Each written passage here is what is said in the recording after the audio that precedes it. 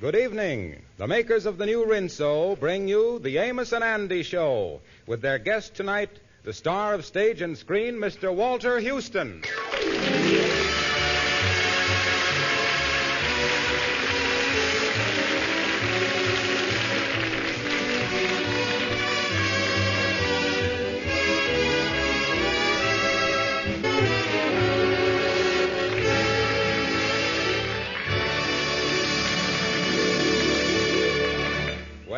Trouble is nothing new to Amos and Andy or their friends. They're usually able to cope with almost anything that comes along.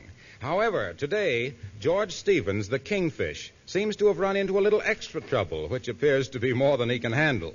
Right now, he is in the office at the Lodge Hall trying to explain it to Amos and Andy. No, boys, I tell you, I don't want to sit down. I'm too nervous. Yeah, you sure is trembling, all right. Take it easy, Kingfish. I can't, boys. I jammed up. I really in a mess. Oh, I tell you, I'm being sued. What is you being sued for? Yeah, and who is doing it? I'm being sued by a fellow by the name of Nifty Jackson, and for no reason at all. I was just exercising my rights as a citizen of the United States of America to use freedom of speech. Yeah, I call him a crook, a loafer, a swindler, and a bum, and the man is suing me. A crook, a loafer, a swindler, and a bum? Yeah, do the Constitution allow you to say that? Well, there's freedom of speech, there's 4 freedoms and all that stuff. Yeah, I only called him 4. That's right. Yeah, if I'd have called him a thief on top of that, that made 5 freedoms, then the man got a case against me, you see. Oh, that was a dangerous thing to do. When did you do it? Here's the whole story. A few weeks ago, I wrote this fella Nifty Jackson a letter. Now, in the letter, I called him those names. And now he's suing me for $1,000. He claimed I done smirched up his reputation. Oh, that Nifty Jackson didn't have $1,000 worth of reputation to smirch up. Yeah, well, that ain't what counts. Tell me, Kingfish, how is you going to handle the case? By getting a lawyer. Oh, I going to see the alley lawyer that hangs around back of the jail. I going to see him. Well, wait a minute here. He charges big money before he's going to give you any advice. Where are you going to get the dough to pay him? Brother Ender, I think I got a great idea for that. I is going home now and see the little woman.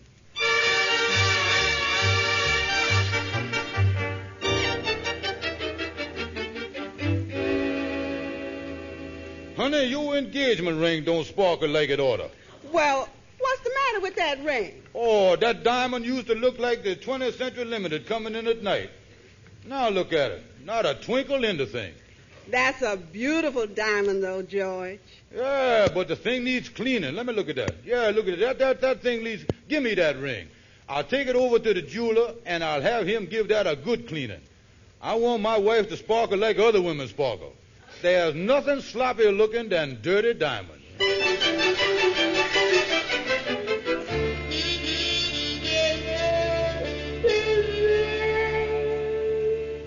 Now, look here, Honest Joe. You ought to give me more than $15 on that stone. That's the top price, Kingfish. You see, the way we figures is on the color of 'em. Blue white stones is worth the most. The plain white ones is fair. And the yellow ones ain't so good. Mm-hmm. Yellow bad, huh? Mm-hmm. What color would you say this one is? Well, Kingfish, in the trade, this is what we call a jaundice diamond. Yellow, huh? Yellow and cloudy. Even a yellow diamond, you're supposed to see the daylight through it. Fact is, Kingfish, looking at this again, I see it's muddy, too. Oh, give me the $15. Just give me the $15. That's enough there. Now, look here. Here what I want you to do on top of that. Mm-hmm. You take the stone out of the ring. Now, here is a rhinestone that I got at the 5 and 10 cent store. Put this in place of it, and I'll take it home to the little woman and put it back where it was. Oh, all right. I'll make the switch for you. Tell me this. You think that my wife will notice the difference? Well, if she does, it's only because the rhinestone looks better than the diamond.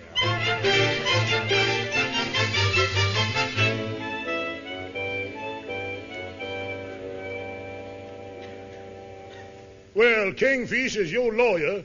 There's 2 ways you can settle this case. What is it?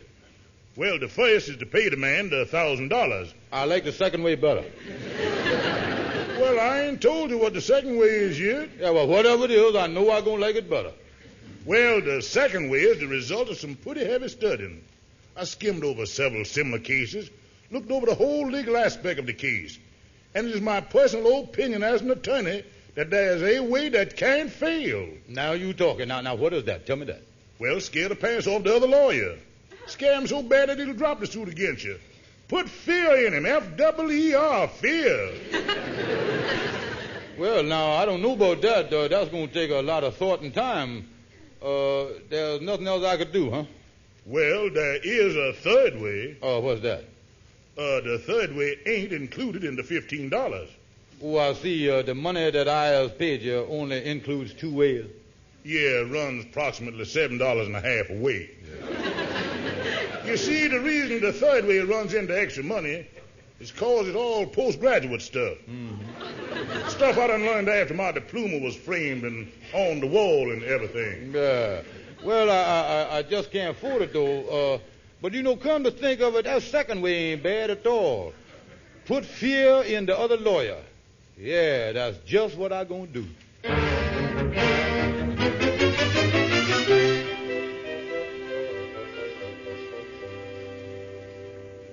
What took you so long, Kingfish? Well, after I went over to the pawn shop, I had to sneak back into my house without my wife seeing me and put the phony ring back in the jewel box where she keep it. And then I went to see the alley lawyer, you see. Oh, yeah. Well, what'd the alley lawyer tell you? Yeah, well, my alley lawyer told me to put fear in the man. Fear? Yeah, people is more scared of fear than anything. Yeah. Well, how is you going to do it? Now, look here. When I meet Snifty Jackson's lawyer, I was supposed to make him think that I is tough. A cold-blooded, mean, tough guy. I was supposed to make him think that if they don't drop that case against me, I'm liable to beat them both up. When do you start this one-man reign of terror? I start raining right away. It just happens, Andy, that Nifty Jackson's lawyer, a man by the name of Mr. Nelson, called me up, and he wants to meet me at 4 o'clock this afternoon to see if I won't settle. That is when I'm going to show him how tough I is. Yeah, well, how can you make a man scared of you? Oh, it's going to be a cinch, Andy. I tell you what I'm going to do. Oh, wait a minute. Here's my man now. Come in here, Lightning. What if you want to see me about Brother Kingfish? Lightning, for certain reasons, I want to be a tough guy. I want you to find me a man that will let me punch him in the nose, and I'll give him $2 for it. I'll let you punch me in the nose for $2. No, Lightning, I got to leave friendship out of this. Get me a total stranger, a nice-sized fella. Can you do it? Yeah, sir. Now, good. Now, here's what I want you to do. Lightning, you know where Sam's lunchroom is? Yeah, sir. I'll be there at 4:30 on the dot. Me, Andy, and a lawyer. Yeah, sir. Now, we'll sit down so there'll be an empty stool next to me. Tell the man to sit down next to me on the empty stool and order a hamburger and have him say, with pickles, onions, and mustard. I'll know it's him when I hear them words, and I'll pick a fight with him, and I'll punch him in the nose. Yeah, sir, I'll get busy on it right now, and I'll have the man at the lunchroom at 4:30 sharp. Okay, Lightning. Well, I sure hope everything work out all right, Kingfish. Oh, it can't miss, Brother Andy. The whole idea is foolproof. Punching the guy in the nose, scaring the pants off the other lawyer, hocking my wife's diamond. Why, Andy, within a year, I'll bet they'll be teaching this stuff in every law school in the country.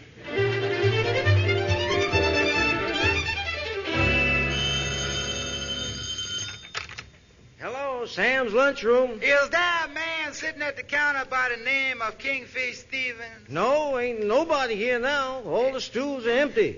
Yeah, sir. Well, I was supposed to have a man there for him at 4:30 sharp, but I couldn't find one for him today. But I'm sure I'll have one there for him tomorrow. Well, I tell you what I'll do. I'll call up the Kingfish in about 5 minutes. Okay. Go right on in, Mr. Nelson. Right on in there. Well, I don't know why we're going into this lunchroom. I don't want anything to eat. It won't take long. I'll sit on the end stool here, Kingfish. Mr. Nelson, you sit next to me, and Kingfish, you sit down there. Could we have 2 hamburgers, Sam? Okay. Excuse me, I'll lean down here and tie my shoe. You know, Mr. Nelson, this Kingfish is a tough guy. Anybody makes him mad or cross him, he's a fighter from the word go. Yeah, what are you fellows talking about? just feeling my muscle in my right arm here. Got to have this sleeve made bigger. Uh-oh. Here we go. Look at that. There's a fella sitting next to Kingfish. What do you have? One hamburger, please. One hamburger? Oh, put some pickle and onions and mustard on it for me, will you? Well, Andy, we're right on schedule. Here I go. Say, Bud, will you pass me that salt up here in front of us? Sure. Here you are. Pass the pepper, too. Okay, here it is. Pass the ketchup. Ketchup? I don't see any ketchup. Listen, I done took just about enough from you. Stand up. Watch this, Mr. Nelson. Watch. What's the matter? Put up your dukes. I'll show you what's the matter. Take this. Here.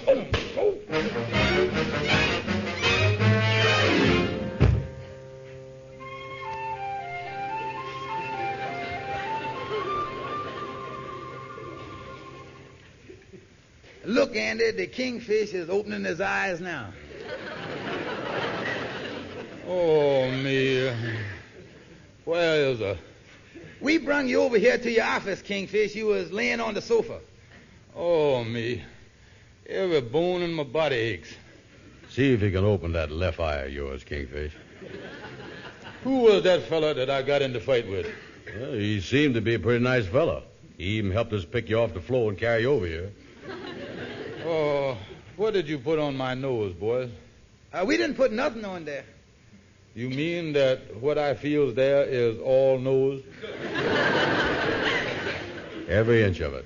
Here, Kingfish, here's a piece of beefsteak I got you for your eye. Let's put it right on there now. That'll help take the swelling down. Oh, me. I still could have licked that fella if it'd been a fair fight. Well, what wasn't fair about it? He was a head shorter than you was. Yeah, well, that's where he had advantage of me. You see, I had my arm up guarding myself like this, and he was so short that he got under my guard, and before I could get him from under there, I was on the floor. That was Well, Kingfish, that whole plan of yours was a flop. What is you going to do about the lawsuit now, Kingfish? Listen, boys, the alley lawyer has got a third way how that I can handle the whole thing with the judge.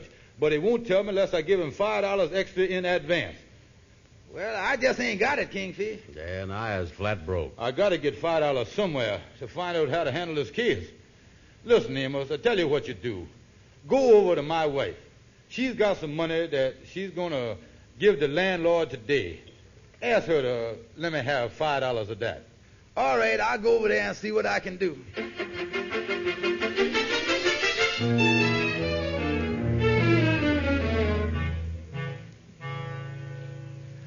So you see, that's the whole story, Sapphire. The Kingfish needs the money to pay a lawyer. Well, I ain't got it, Amos. I done already paid the landlord the rent this morning. And another thing, I ain't seen the Kingfish. Where is he at? He didn't come home last night. Oh, he's all right. He was sort of stretched out on the sofa resting when I left him. He's been mixed up in a lot of things here lately. Well, is he well? Is he eating? Oh, yeah, he's eating all right. A fact is, the last time I seen him, he had his eye on a steak. Well, Amos, I'd like to give him the $5, but I just ain't got it. Wait a minute. I know what I'll do. Oh, is you got an idea? Amos, it's at a time like this that a wife has got to stick by her husband, no matter what the cost or the sacrifice is. I was going to raise the money for that lawyer. Oh, that's wonderful. How is you going to do it? I was going out and pawn my diamond engagement ring.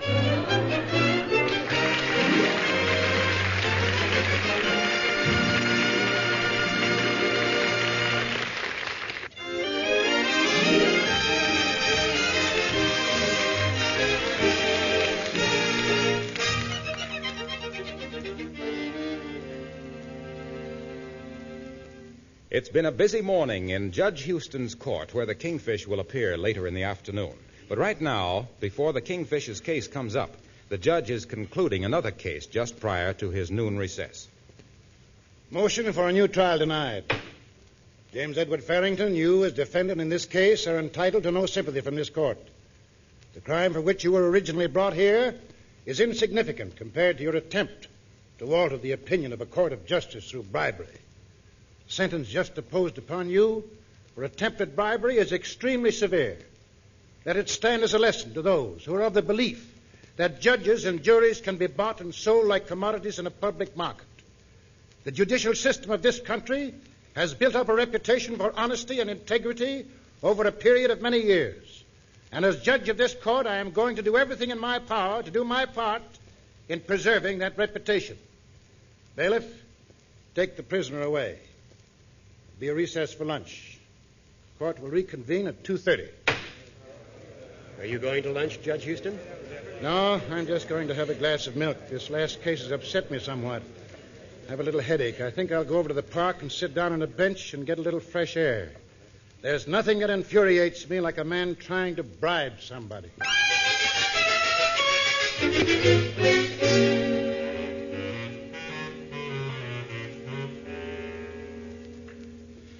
Well, let's sit down on this park bench here, Brother Andy. Yeah, you got about 45 minutes before you got to go to court. Yeah, I was all prepared, though. Like I told you, the alley lawyer told me all that stuff, how to handle Judge Houston. You know, he's the judge that's going to handle my case. Tell me this. How did you raise that $5 to pay the alley lawyer? Oh, one of the brothers at the lodge hall let me have it. Oh, I was all set to take care of this Judge Houston. I got the box of cigars on my arm, a couple of bucks in my pocket. Do one of you men have a match? Oh, yes, sir, yes, sir. I think I got one here. Thank you very much. There you is, Thank you. Mind if I sit down here? Oh, no, sir. Move over there, Andy. Yeah. Where you boys from? We live up around 125th Street. Yes, sir. My friend here, the Kingfish, is waiting to go into court over there. Yeah, going over to Judge Houston's court. Oh, is that so? Ain't going to take long, though, I guess. No, sir, it ain't going to take us long, because I know exactly how to handle that judge. Oh, you do? No. Oh, well, how do you handle Judge Houston? Well, first of all, I got a box of cigars here. I'm going to slip him damn little bribery stuff, you know. That's what I'm going to do. And only 5-cent cigars, too. Plenty good enough for him. 5-cent cigars, huh? I suppose you saved the 10-cent ones for the Supreme Court cases, huh? Oh, sure, yeah. And another thing, if the cigars don't work, why, we got a few bucks in cash for the judge. Mm-hmm. You mean to say that a judge, let's say, for instance, this Judge Houston can be bought? Well, I wouldn't go so far as to say that he can be bought, but he certainly can be rented. I know that.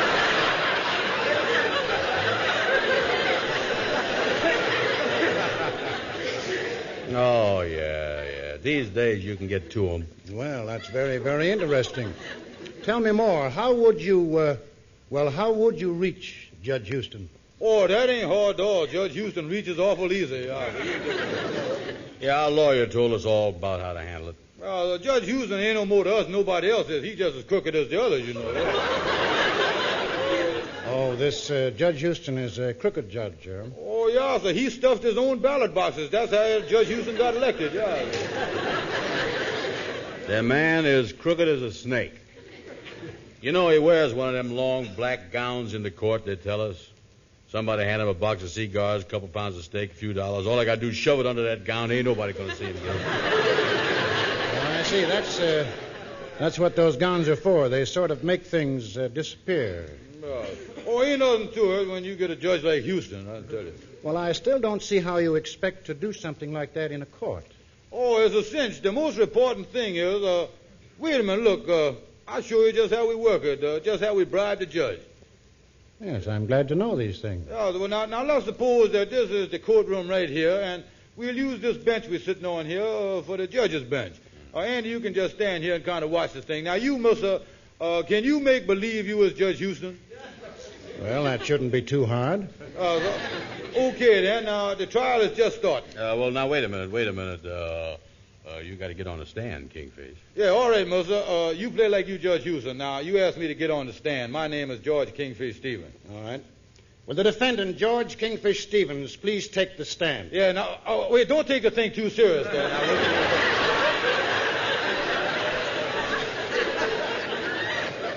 yeah. After all, we just talking the thing over here, mister. Oh, yeah. Now, I was in the chair on the witness stand. Now, I leans over to you and I say, hiya, Judge. Then I say to you, listen, Houston, old boy, can I come behind the bench there and speak to you private, confidential, and under your hat? Now, as the judge, you say something back to me, you know. Anything you have to say to me, you can say it to this court. Yeah, oh, wait a minute, mister. You can't talk that way. Now, just a minute. Look here. You see, what I'm trying to do, I'm trying to show you something. Now, you were supposed to act like you was Judge Houston. I don't think you get the idea of what we're trying to do here. No, you don't get the idea, mister. Yeah, so now, be more natural. Now, look, I'm going to say to you here now, I say, now, all right, now, I'm on the witness stand, and you sitting on the judge's bench. I say to you, I say, Judge, old boy,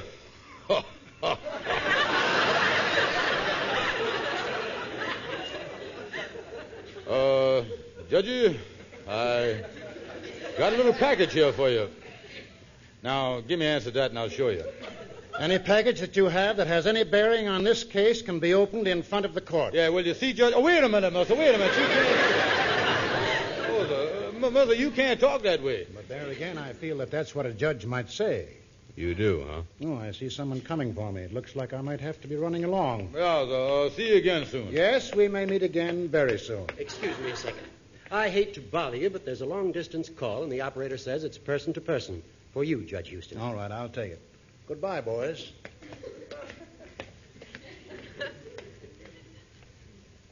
And, What? You remember the man that was sitting here on the bench with us? Yeah. Remember the man that walked up to him? Yeah, uh-huh. When he walked up to him, think now, Andy, did he call him... No, I ain't going to even ask you that because I know it ain't. That'd be a 7 million to 1 shot. That's the biggest coincidence that ever happened in the world. Yeah. Now, look here. The man was sitting here. Right. Now, another man walked up to him. Ain't no question about that. You heard every word he said, didn't you? Yeah.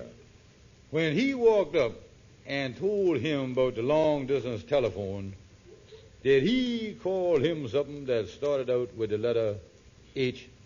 Yeah. Now, listen, Andy. Think good. Pull all your brains together in one lump. I'm going to ask you something. Did he call him? Uh-huh. Yeah.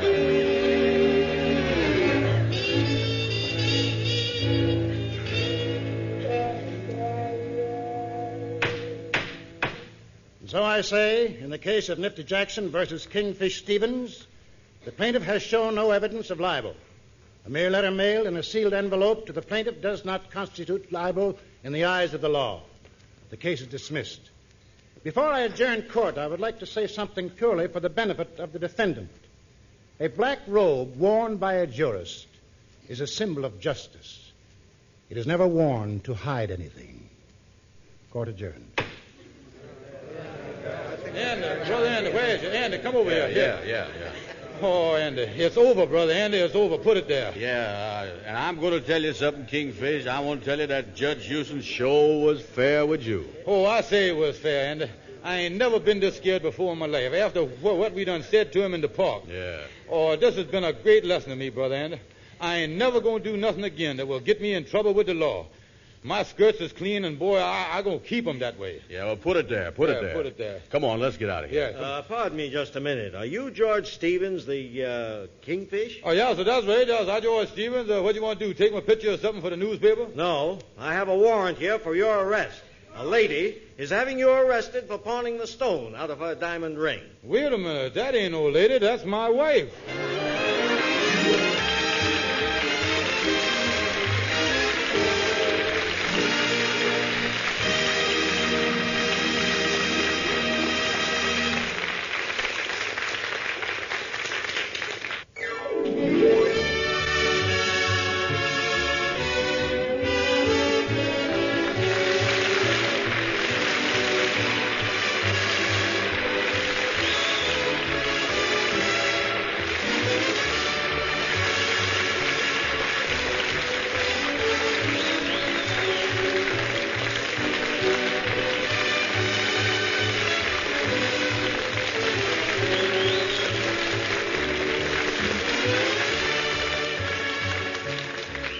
Be sure to be with us again next Friday evening at this same time when the makers of Rinso again bring you the Amos and Andy Show, at which time Amos and Andy will have as their guest the fine picture actor Mr. Franklin Pangborn.